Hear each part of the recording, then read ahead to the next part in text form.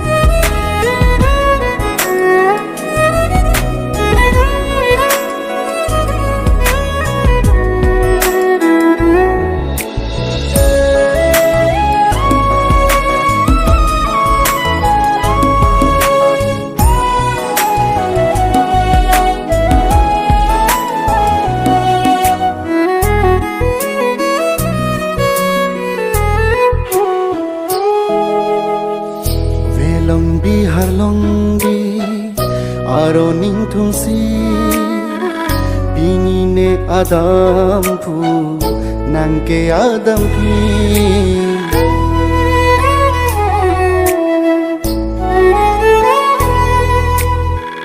Velong bihar long bi aroning thumsi pini nang adamphu neke adamphi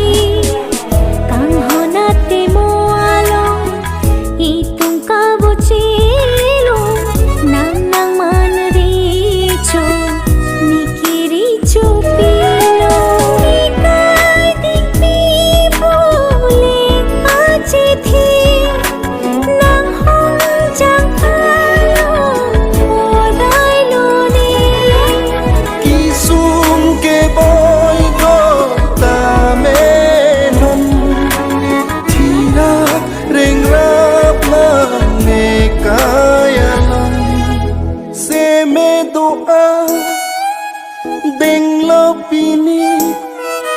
Sulang dorana ni hua kengri Neka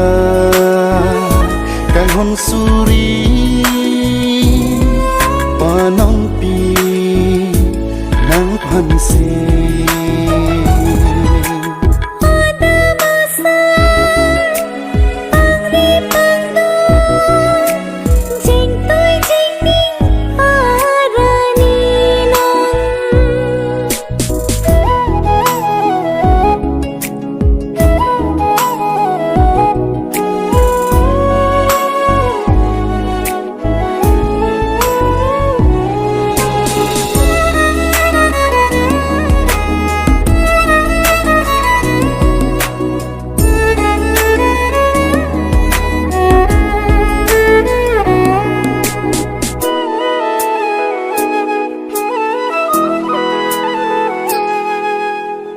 Riro palarlo akang hon pini chiu chi kosong singwe pini ron ho ong ori penro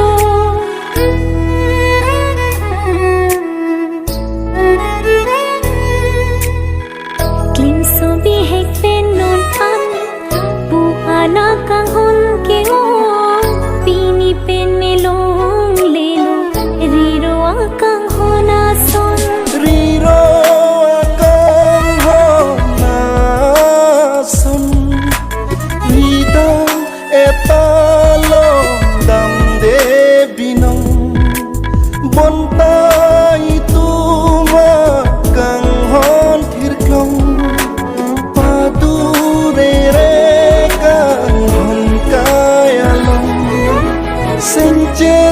Long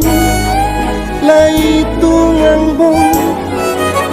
kang hon thir klong puche ji along